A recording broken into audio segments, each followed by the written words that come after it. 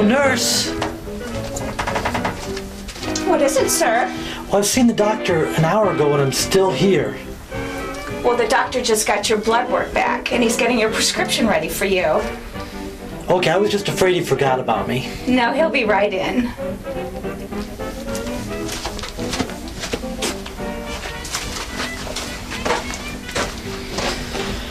Well, Doc, what's my problem?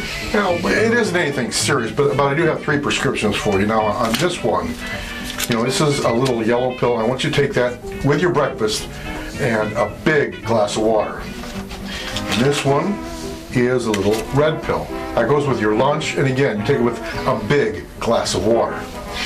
And then we have this blue pill, okay? Now, that goes with your dinner, and again, a big glass of water. 3 pills? What's my problem, Doc? You're just not getting enough water.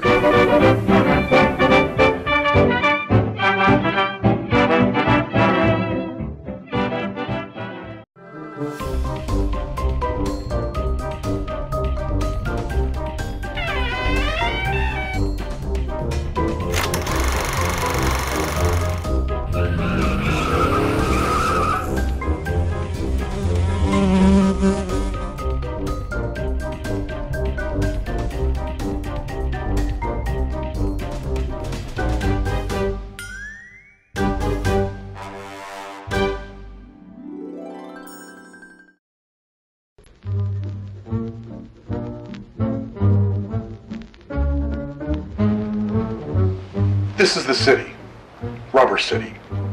It's more than just a place to bounce a check. There's a lot to do for entertainment in a town like this. You can watch a blimp, you can watch a ball game, or you can watch a supposed television program. That's my job, to find out what this show is about. I'm a TV cop. I was working the day watch out of Broadway headquarters when I got a tip on a witness. And what is your name? My name is Holly. And what is it that you do? Well, I'm a mother of 2. And? A loving wife. Okay. And I'm a co-host on the Weirdness Really Bad movie show.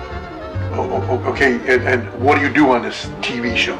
Oh, it's really cool. Oh, ma'am, you want to keep the emotions down. We just want the facts. I'm sorry, we host public domain television shows. Television shows like what?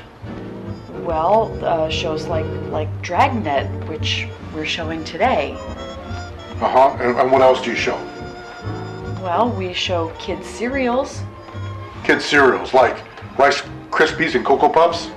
No, kids cereals like Hoppity Hooper. Okay, and what else do you do? Well, we show our own comedy sketches. Will they make me laugh? Probably, since you usually laugh at your own jokes. Okay, and then what do you do now? Well, right now is when I would usually look at the camera and say, let's take a break, and then start our show. What does that mean? It means we're going to take a break and then start our show. Okay, go ahead and say it. I just did. We'll be right back.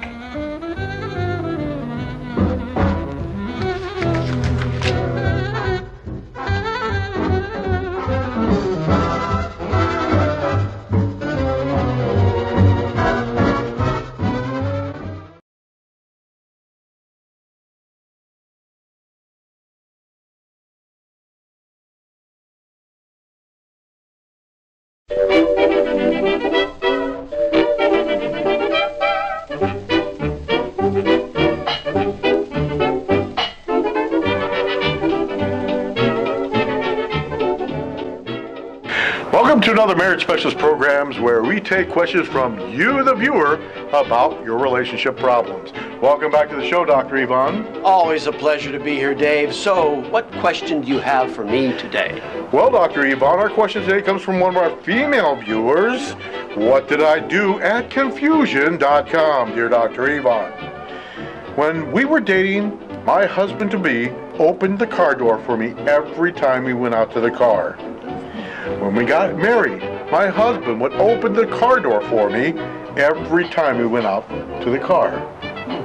Now we've been married for 9 months, and for the last 3 months, he's never opened the car door for me. Can you tell me what I did wrong? Honey, I can tell you that you didn't do anything wrong. She didn't, Dr. Yvonne? Look, there are only 2 times in life when a man will open a car door for a woman. Either he has a new wife, or he has a new car. My advice is, if you want him to open the car for you, get him a new car. Sound advice as always, Dr. Yvonne. And be sure to tune in next time when Dr. Yvonne will help you with your relationship problems. Close your pretty eyes and close your pretty lips and give your little baby lots of lovin'. Now, as a public service for the employment challenged, Weirdness presents another job search tip. Misspelling incarcerated on your resume is actually 2 mistakes. May your job search be fruitful. Whatever the heck that means. Good luck.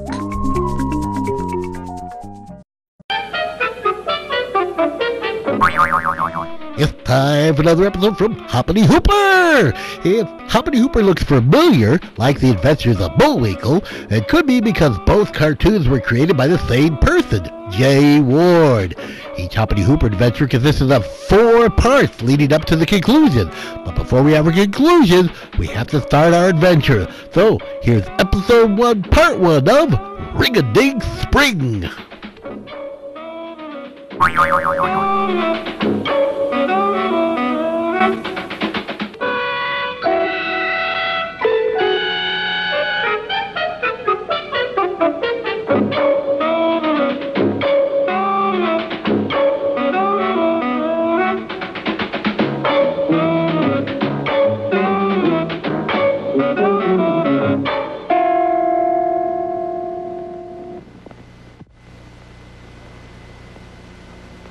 Quiet, isn't it?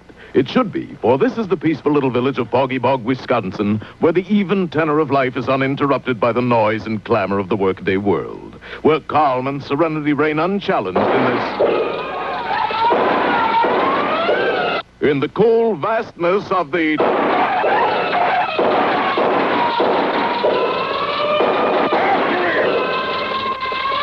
deep forest glades Oh, never mind. They're gaining, Fillmore. Can't you go any faster? Yeah, I can, but this truck keeps holding me back. Then it's time to turn to subterfuge. The subterfuge? It's not on the map, Professor. Of course not, my bird-brained buddy. It's just a state of mind. Well, let's not cross any state lines, Professor. That's real trouble. That's a federal offense.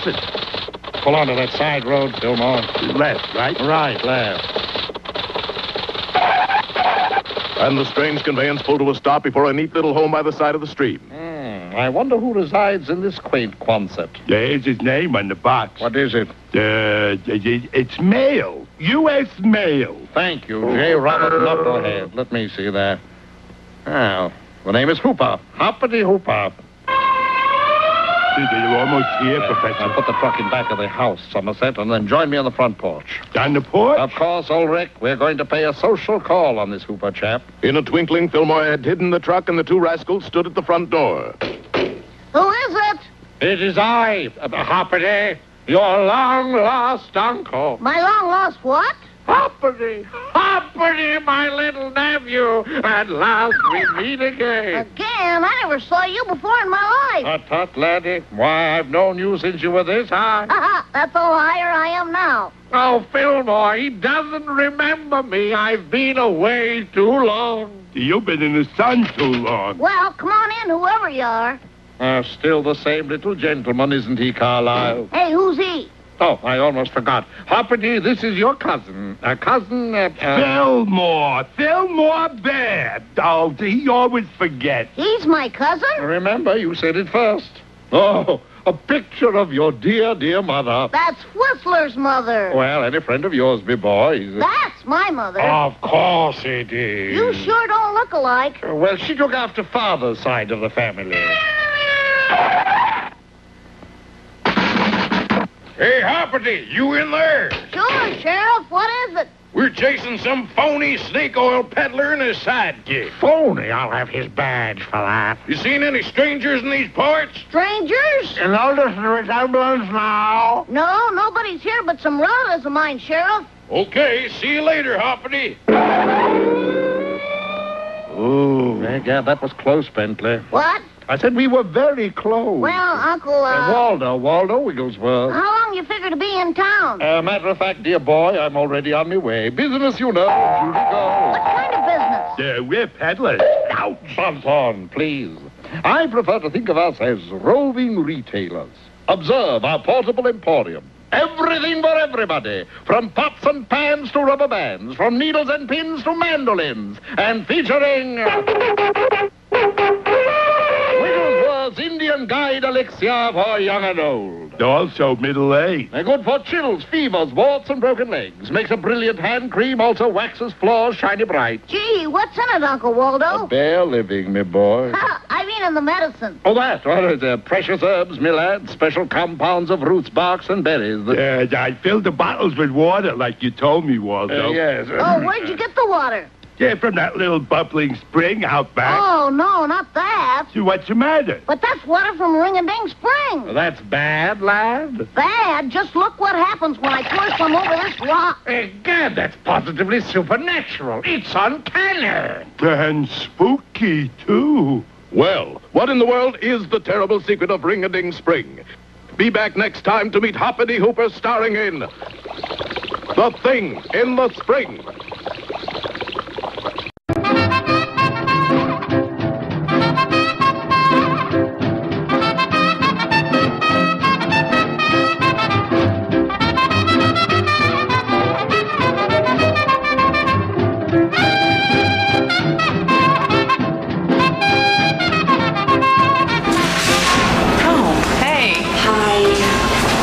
Really late today. I almost gave up on you. I know. I am sorry. I had to do something with my husband this morning. Ooh, something involving romance? No, something involved getting lost. Oh. Twice. Enough said. You know, now I know why they put at least one woman on every space shuttle mission. Why's that? Well, because someone has to stop and ask for directions. Wow. It sounds like you need a shot of chocolate. A shot? I need a chocolate IV drip. Waiter.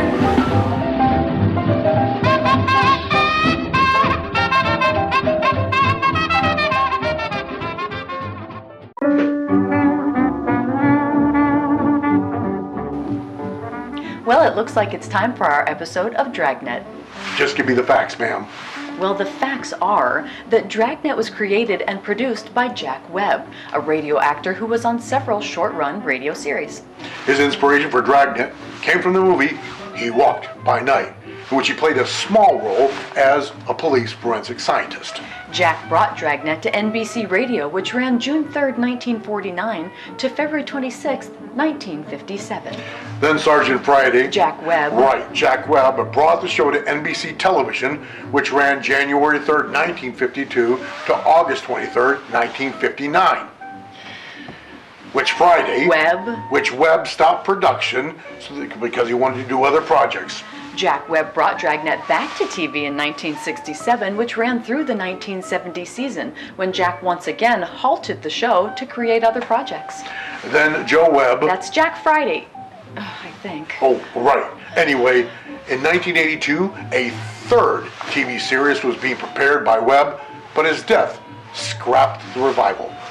Today's episode, The Big Hate, originally aired February 12th, 1953. So, Dave, you keep asking for the facts, right? That's right, ma'am. Just the facts. Well, here's a fax for you. Well, I'll be. What does it say? Roll the film, Eugene. Good idea.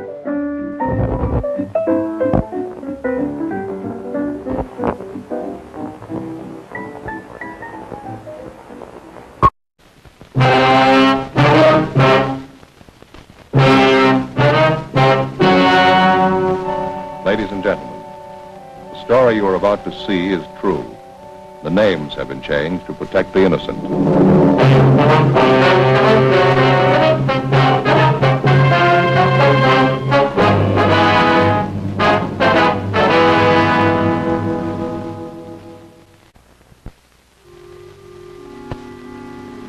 This is the city.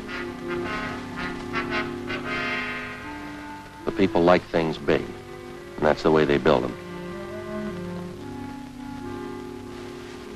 Super highways, big parks, supermarkets, and big buildings. Most of the people do big things. Few of them are pretty small. They're my business. I'm a cop. It was Tuesday, January 18th. It was raining in Los Angeles. We were working the night watch out of homicide detail. My partner's Frank Smith. My name's Friday. We'd found a 25-year-old unidentified man hiding in a freight car. In his arms, he held the body of a dead woman. The victim's identity was unknown. The suspect refused to tell us anything. We had to start at the beginning. I checked with the R&I division to see if we could find a record on the man.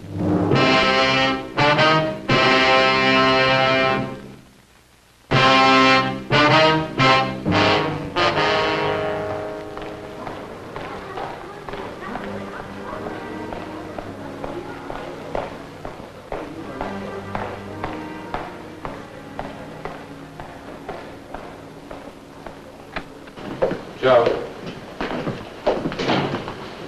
The cop out anything yet? Nothing. Been asking questions. Might as well have been talking to myself. Might be in a state of shock. No, I don't think so. Did you get anything on him from R&I? No, he's clean. Where are you headed? Morgue. Gonna pick up straw and roll the dead woman's prints. Okay. Hope you have better luck with him. See you later. All right.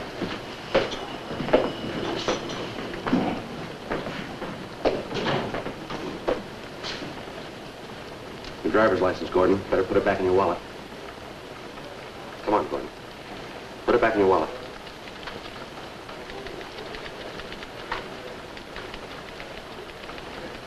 Now, look, son, I don't think you're helping yourself much by keeping quiet. There's a lot of explaining to be done here.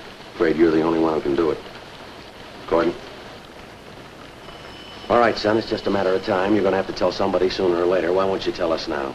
What do you say?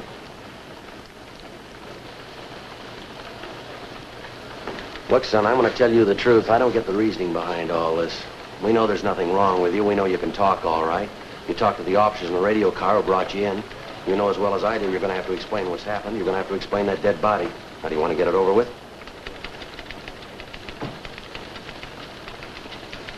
Look, Gordon, if you didn't kill the woman, you haven't anything to worry about. And if you did, we're going to find out anyway.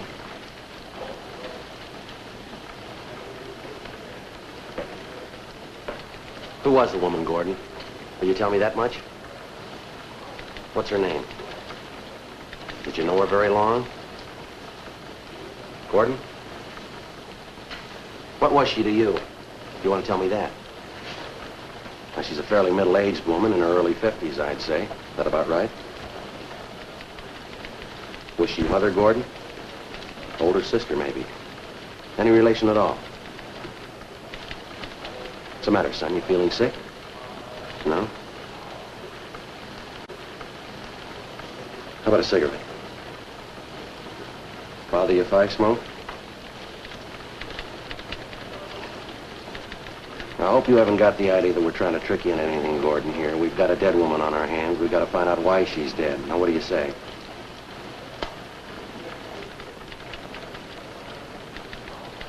There's no use looking at the clock, son. We're stuck here till we find out about that woman. That goes for both of us. Homicide, Friday. Oh, yeah, Jack. No, not right now. Ought to be back in about a half an hour. Right. Yeah, I'll tell him to call you. Right, bye. Okay, here's all we know about it. One of our radio cars, 1A4, answered a call from the night watchman down in the freight yards. He told the officers he'd spotted a man wandering around down near the far end of the train yards near the west gate. Watchman only saw him at a distance, but he said he could make out the man had a woman with him. She must have been either sick or she had too much to drink because the man appeared to be dragging her along with him. Now, the two of them disappeared behind a line of boxcars on the siding. When the watchman went to look for the two people, he couldn't find them. He called the radio car, and when the officers got there, they started searching and finally found you hiding back in the corner of an empty boxcar. You were holding the dead woman in your arms. There wasn't anything the officers could see that might have caused the woman's death. There were no marks on the body, nothing visible anyway. And when they tried to question you, all you'd tell them was your name and that you didn't want to live. You didn't care what happened to you. Now, that's about the size of it, Gordon. Did I leave anything out? Gordon? Yeah, maybe there is something else. From what we could gather, the dead woman had been doing some drinking before she died. Matter of fact, looks like she was a pretty heavy drinker. Another thing, we know you and the woman got into the train yard down by the west gate. We know that you dragged her body across the freight yard to that boxcar they found you hiding in. The marks from her shoes lead from the sidewalk through the dirt directly to the door of that boxcar.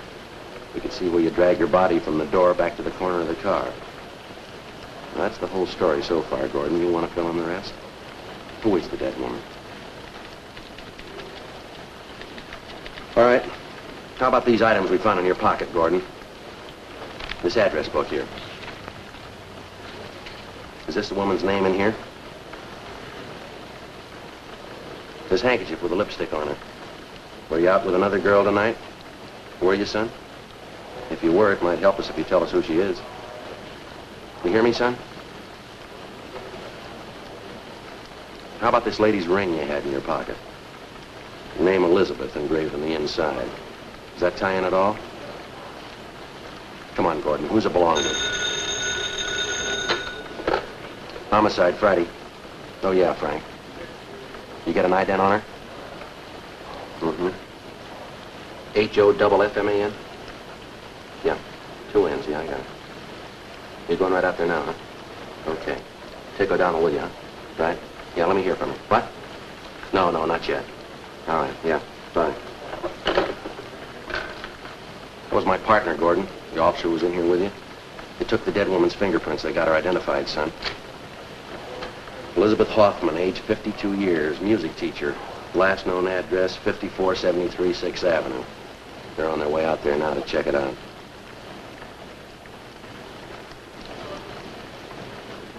Now relax, Gordon. That window doesn't lead anywhere.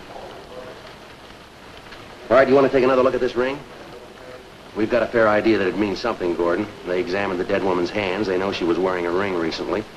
Her name's Elizabeth Hoffman. Name Elizabeth engraved on the inside of this ring. Now look, we're going to get the answer sooner or later. How about it? What were you doing with this ring in your pocket? Now let me tell you, young fella, I don't know what's bothering you, but whatever it is, we're going to find it out and get it through your head. You're in a bad spot. If you're not interested in helping yourself, then neither am I. Now the monkey's on your back. You're going to have to help scratch it off. Now get with it. What's it all about?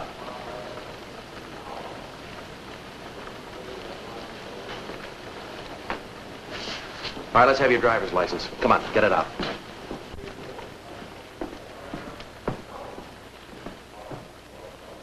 Gordon John Miller, 2055 Malcolm Avenue.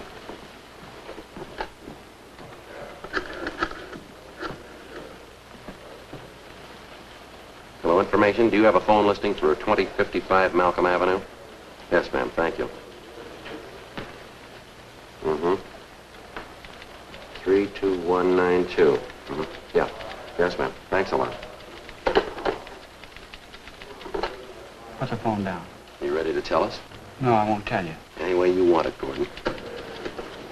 No, you can't call them. You can't. I won't let you. All You right, can't. take it easy, will you? They don't know. They can't tell you. Give me the phone. You. Sit down. Sit down in that chair.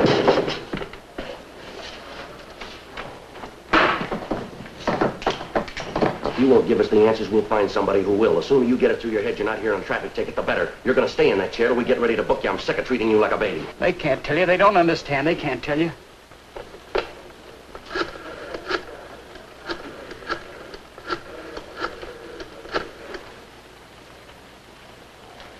Is this the Miller residence?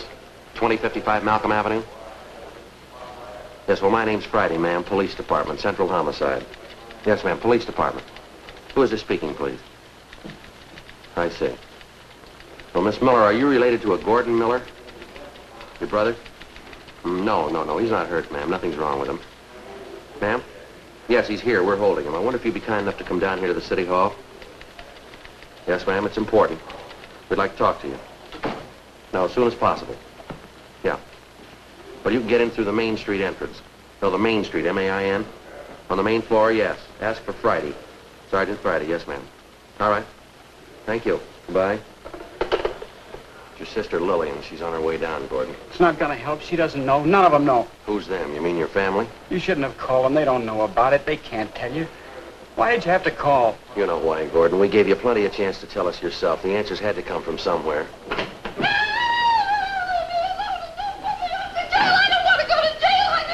Come on, sit down now. Be quiet. Be quiet. Hey, I got a $3.90 in there with a knife. What's the story? You know, she was chasing some old guy down 5th Street with this. Where do you live, lady? What's your name? What's your name? You've been drinking? Pretty tough to be out in weather like this, aren't you? What's your address, lady? Oh, you'll never get out of here till you tell us. All right, come on. I'm not going to tell you anything. We got all day, lady. What do you want me to say? What do you want? It's pretty simple, Gordon. Just tell us what happened tonight. She's dead, isn't she? Elizabeth? Yes, that's right. There's nothing else to say. I killed her. Why did you kill her, son? I'm not sure. Really, I'm not. I think I felt sorry for her. I killed her, though. I know that much. You murdered the woman, but you don't know why. Yes. I keep trying to remember. I can't. It doesn't seem real. No marks on the body, Gordon. None we could see anyway. How'd you kill her? I killed her. That's enough, isn't it? I murdered her. Please don't talk anymore. I'm sorry, son. That's not even half the story. You admit you killed the woman. You won't tell us why. You won't tell us how. They wouldn't let her alone. They kept hounding her. Oh, Elizabeth. Come on, son. Snap out of it. That's not going to help any. Come on. Yeah. How long have you known this Elizabeth Hoffman? How well do you know her, son? I've known her for 10 years. She was my music teacher. Piano. Brilliant woman. Elizabeth was a real artist. You've been taking piano lessons from her for 10 years? Yes, sir. I started with her when I was 15. I was 25 last month. I couldn't have had a more brilliant teacher. She was gifted. Elizabeth was a prodigy when she was 6 years old, gave concerts all over Europe. That's your profession now, Gordon? Concert pianist? Not exactly. I've had a few recitals. I wasn't ready. Elizabeth believed in me, though. Always used to say I had a great future. She drank quite a bit, didn't she, Gordon? Yeah, she drank. The reason for it, though. Reason for everything. It's that way with a lot of brilliant people. They drink once in a while. Well, she drank more than that, son. She had a reason for it. Who are you to sit in judgment on her? Elizabeth was a brilliant artist, a great woman. Great. One of the finest musicians in the country. A great woman. She was a drunk, a bad drunk. Now, let's face it, son. You know it as well as we do. You're a liar. She wasn't a rotten liar. 6 drunk arrests in 14 months. That's what her card reads in the record bureau. Those are the only times we know of. How many can you add to it? She drank. She felt it was the only way out for her. There wasn't any other way. You're talking in circles, Gordon. Now, get it straightened out, will you? You want to know why Elizabeth drank? Go and ask my family. They'll tell you. They'll tell you a lot of things if you want to believe it. What's the matter? Don't you get along well with them? I just want them to leave me alone, that's all. Just let me alone. She must have been a good friend. I knew you wouldn't understand. I was in love with Elizabeth. She was in love with me. We were going to get married. You're 25 years old, Gordon. Is that right? Yes. Elizabeth Hoffman was 52. That's what our records show. What about it? 27 years difference. That's a little unusual, wouldn't you say? What of it? Everything that's great is unusual. It's what makes it great. I loved her. Time didn't make any difference. A few years, what of it? I loved her more than any woman in the world. She meant everything. I didn't care if she drank. I didn't care if she was old. You don't stop being beautiful just because you grow old. Elizabeth was beautiful. The drinking didn't help her much. I don't care about that. I still said she loved me and I loved her. Believe me, please, I loved her. Yes, son, I believe you. Let me ask you this. Yes? All right, you say you respected her. She was talented. You were grateful to her. She was generous. She made sacrifices for you. Did everything for you she could. She loved you and you loved her and you were going to marry her. Yes. This fall, on the way to South America. Going to be married, what we always wanted. Elizabeth. Would have been so happy. Happy. Then why did you kill her? Joe. Yeah, Frank. See you a minute. Yeah.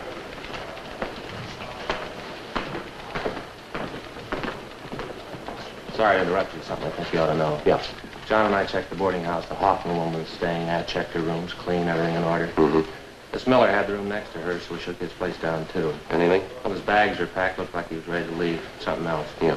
Kitchen sink, bottle of poison.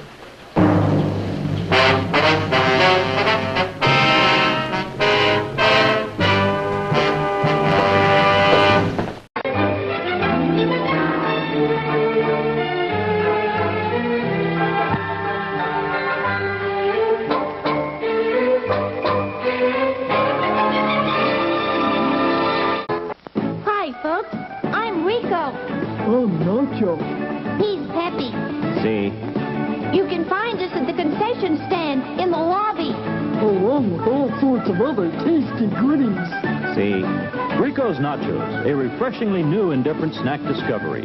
Chock full of high-quality ingredients, crisp, fresh tortilla chips, covered with creamy aged cheddar cheese, topped off with zesty jalapeno pepper rings. Rico's Nachos, out of sight. Remember, folks, we're the new star at the snack bar, Rico's Nachos, a new taste treat you can't beat. See? Rico's Nachos, on sale at the snack bar now.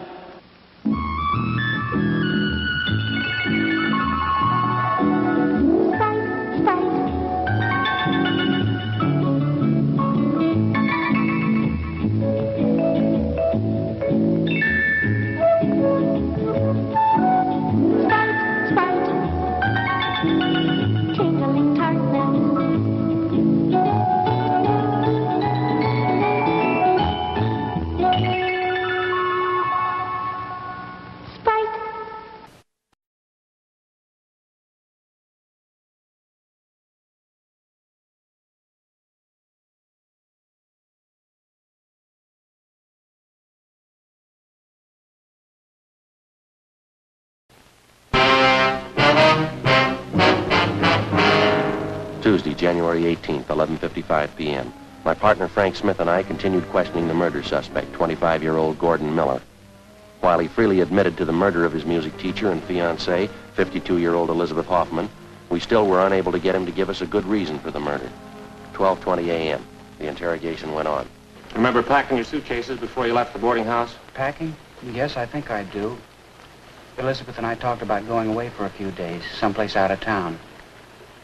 I think we were going to go tomorrow. They checked both your rooms, Gordon, yours and Elizabeth Hoffman's.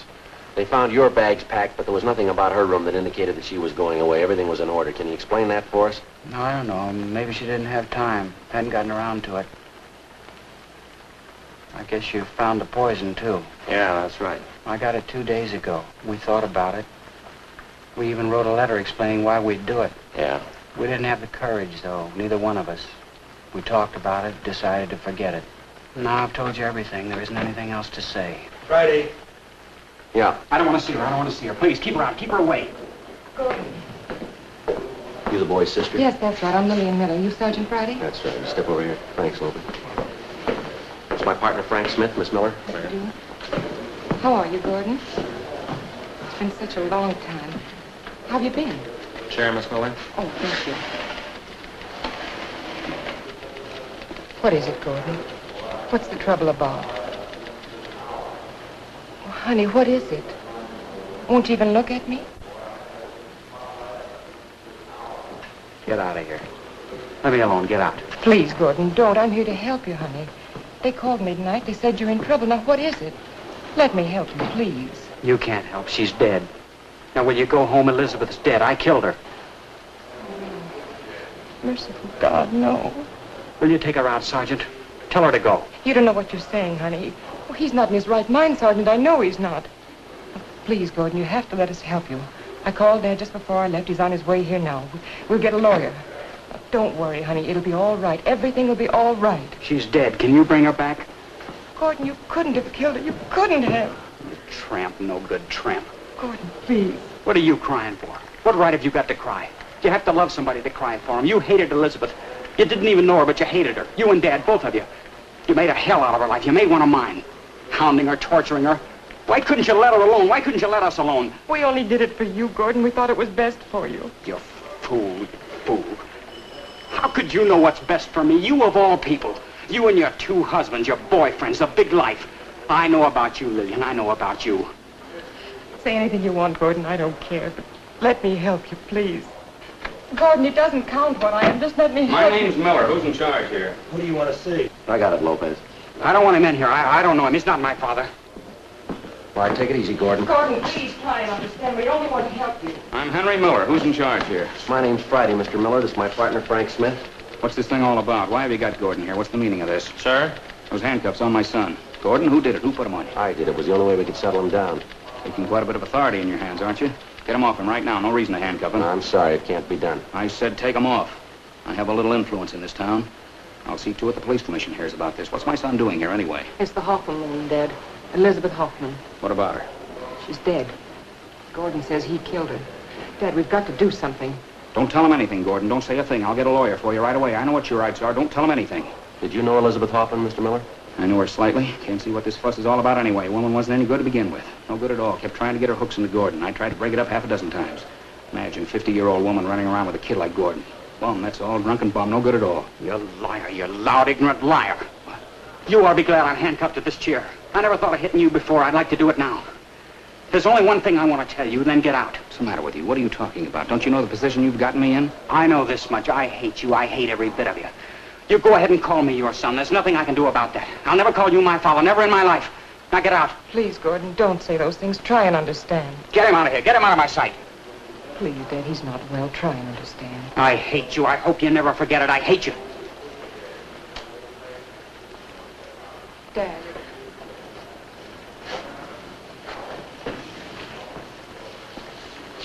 I'll see you at home, Lily. It's the maid's night out. Lock the door before you go to bed. Please, Dad, we've got to help. Don't leave, Dad. Oh, dear God, dear God. Sergeant. Yeah. I'm tired. All right, Gordon, just a minute. Miss Miller, I wonder if we could step into the next office for a minute. There's something I'd like to ask you. Yes, all right. You'll let me see Gordon again? Yes, ma'am. This way.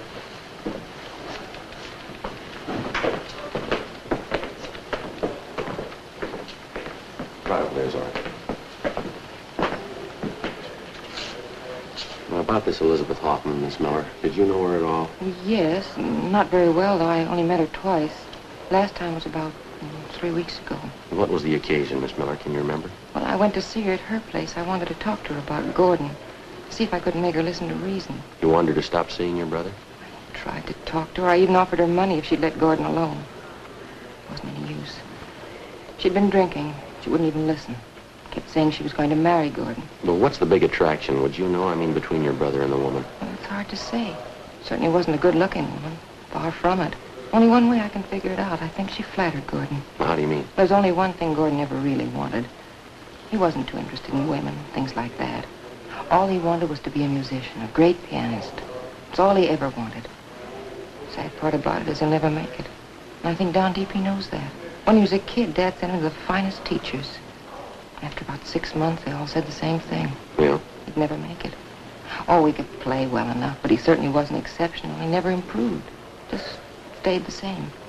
Then he started taking lessons from Elizabeth. She convinced him he had a great talent. Kept telling him she'd make a great pianist out of him. Last 3 years, she kept promising to take him on a tour. Europe, South America. Never happened. I think Gordon knew it could never happen. I see. Can you think of any reason at all why you'd want to kill her? Well, there isn't any reason. None at all. Gordon didn't kill her. He couldn't kill anyone. I'm sure of it. Well, I hope you're right, Miss Miller, for your brother's sake. Would you excuse me for a few minutes, please? Yes, all right. You wait here. I'll be right back. All right.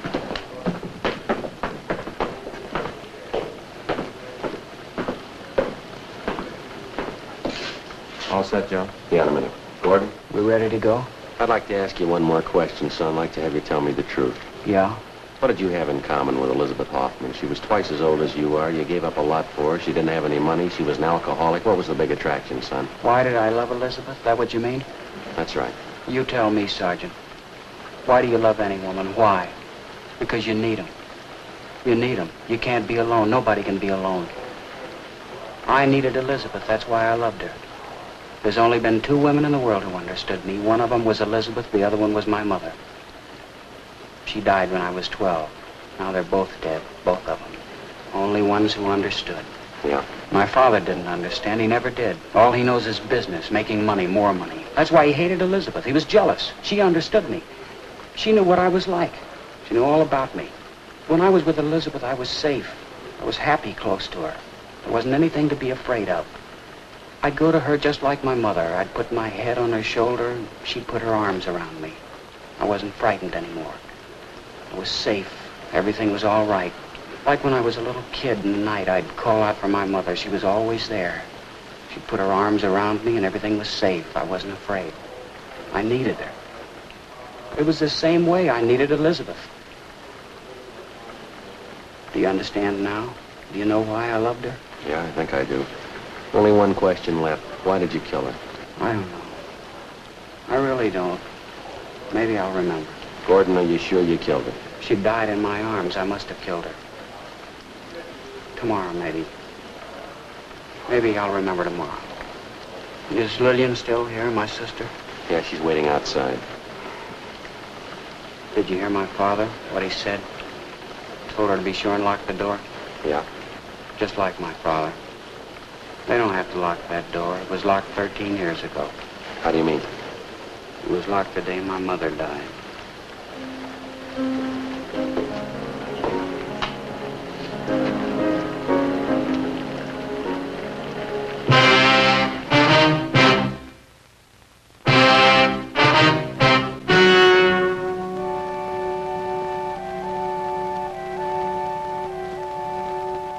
On January 19th, an autopsy was performed at the county morgue, city and county of Los Angeles, state of California. In a moment, the results of that examination.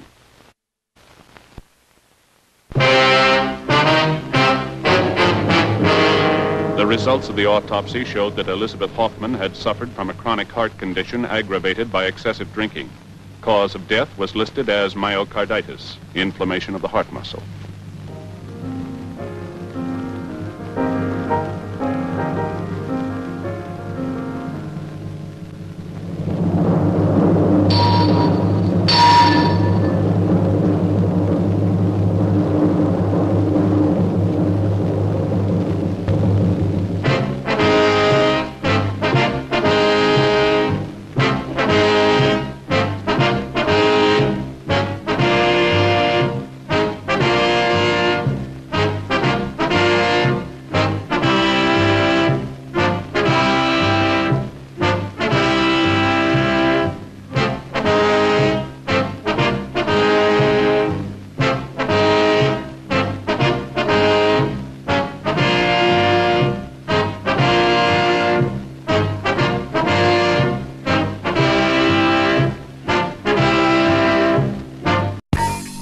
Weirdness Really Bad Movie sadly presents the Weirdness Thought of the Week. One way to make pleasure last longer, pretend it's pain.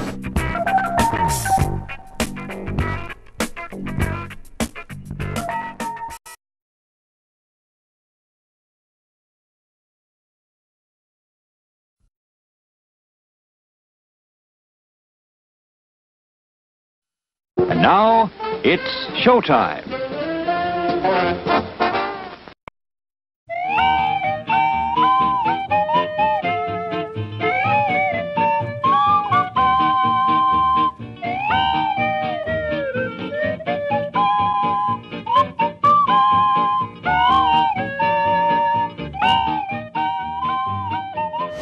Oh, somebody must have spilled something on the floor here.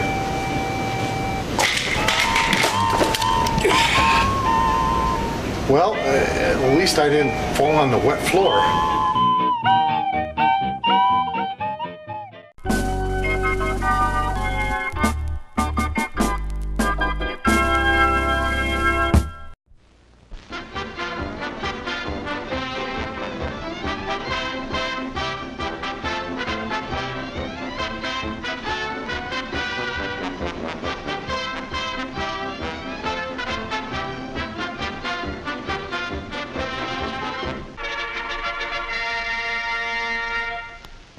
The Ozark Mountains in Missouri, the land of good old mountain music.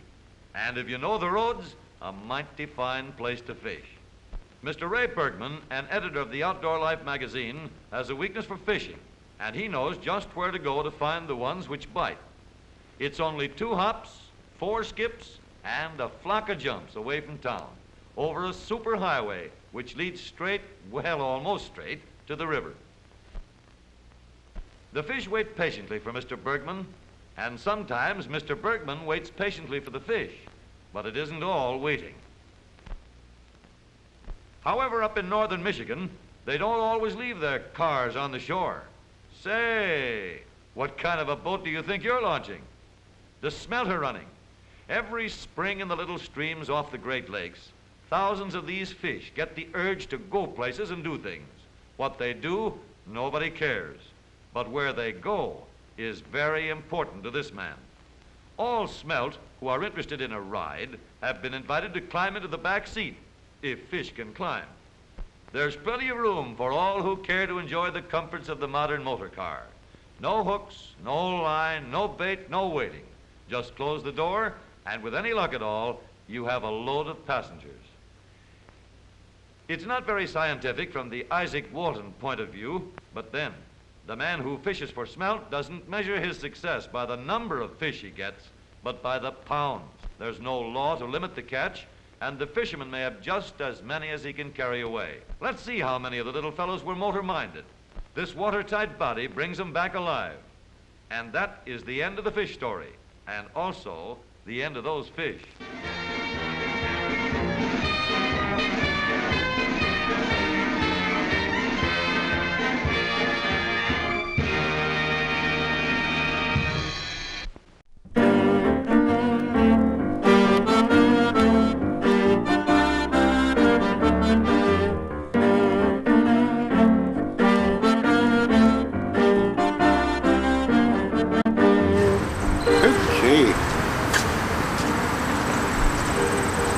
Dave.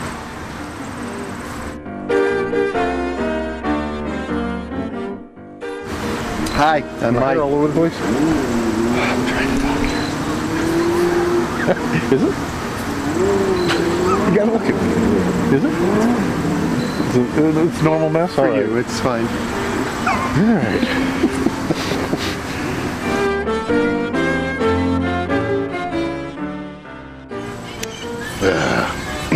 One more time. Start over? Yeah, definitely start over. Yeah. This time it'll be close enough. Right on.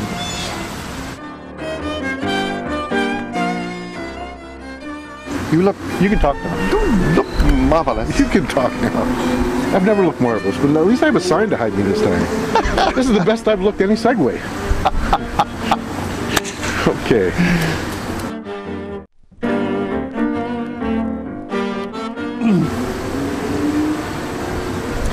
Hi, I'm Mike, and welcome back from our Weirdness Really Bad movie. And during this break, we're going to, sure we are, we're going to flub up the lines, what we're going to do.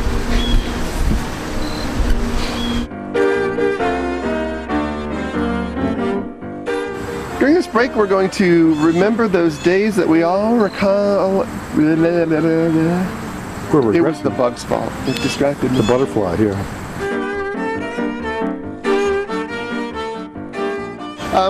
We're standing outside the Archbishop Hoban High School. No, I skipped a line. Okay. Learn to crap again. There'll be a mess behind us.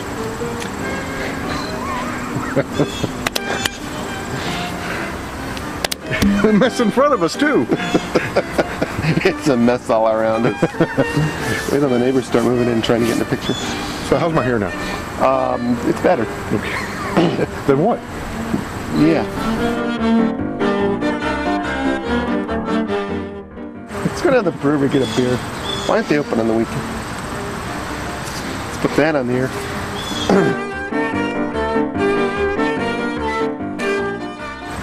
Hey, we're still doing well. Yeah, that would be... No breweries, just bingo. That'd be a great fundraiser. A microbrewery in the high school. Teach them a skill. The way whenever we do any volunteer projects at our church, they end up bringing beer, so we want to do a benefit for church called Kegs and Eggs. Kegs and Eggs? Breakfast with beer. Okay. All right. Hi, I'm Mike, and welcome back. You don't have beer with your breakfast? I do. Okay. Just make it short. It's in another lifetime.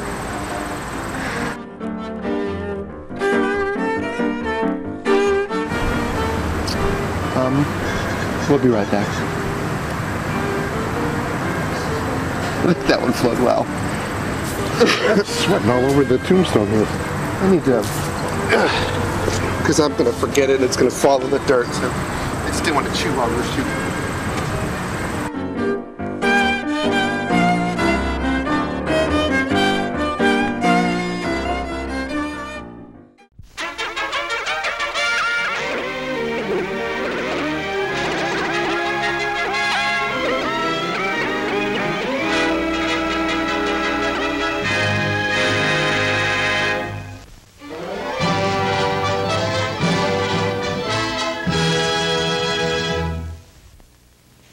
Almost anything is apt to pull into a trailer camp nowadays, but the last thing you'd expect is a perambulating barber shop.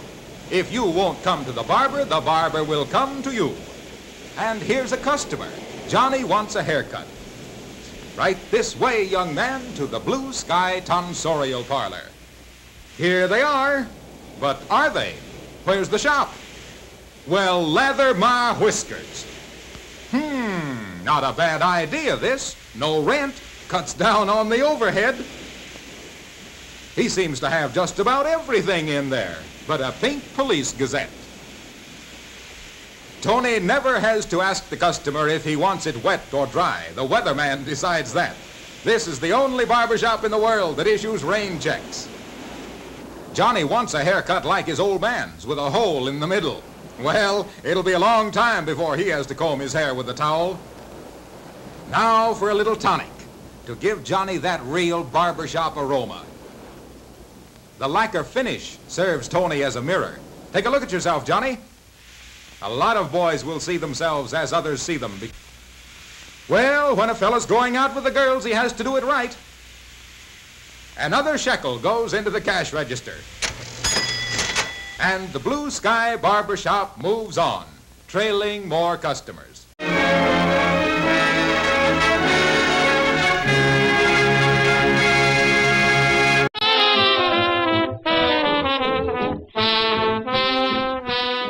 Well, that looks like that's it for this week's show, and we'd like to thank you for watching today. Right, Dave? No, ma'am. We just want the facts. Well, the facts are that we have over 150 videos for you to watch on our website at weirdnessreallybadmovie.com. And you can send us the facts on how you like this show by emailing us at reallybadmovie@rocketmail.com. And you can keep up with us on Facebook at facebook.com/TWRBM for The Weirdness Really Bad Movie. And I guess we're done here. It usually takes longer to finish out the show like this. See, it takes less time when you stick to the facts. You know, I have a fact for you, Dave. What's that? I'm really tired of all your ouch! And that's for all the ma'ams. And that's for all the uh-uhs. We'll see everyone next week on the Weirdness Really Bad Movie show. Ouch! What was that one for? That one was just for fun. Old machachón.